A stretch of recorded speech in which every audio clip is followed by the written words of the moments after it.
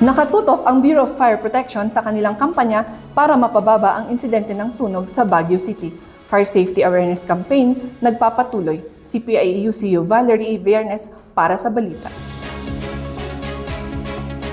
Nagsimula na ang mga paghahanda ng Bureau of Fire Protection para sa Fire Prevention Month ngayong Marso.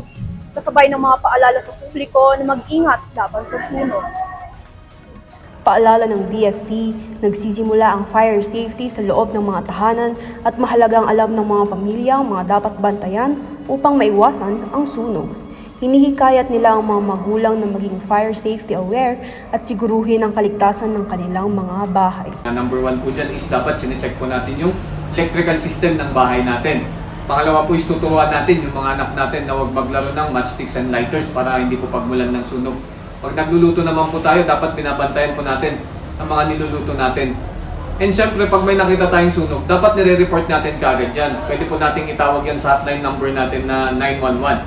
So, libre po ang pagtawag dito, lalong-lalo na sa syudad ng Baguio, meron po tayong smart city para po marespondehan kaagad. Tandaan po natin, mas maganda pong nare-respondehan ng sunog habang maliit pa lamang. Layunin ng mga ginagawang aktibidad ngayong Fire Prevention Month na mapababa ang bilang ng mga insidente ng sunog sa lungsod at mapalakas ang kaalaman ng publiko tungkol sa fire safety.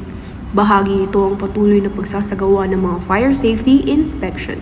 Yung pinakain natin na tayo sana ay magkaroon ng lesser fire incident during the Fire Prevention Month and the rest of the year sana. Yun yung pinaka-aim natin na we are conducting the fire safety inspections to remind the different establishments on the importance of fire safety.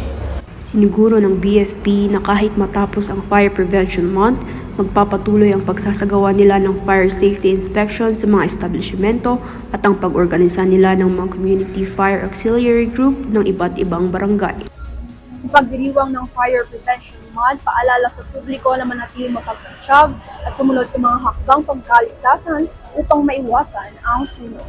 Ito sa PIA-UCU Intern Valerie Viernes nagbabalita para sa PIA News, Cordillera.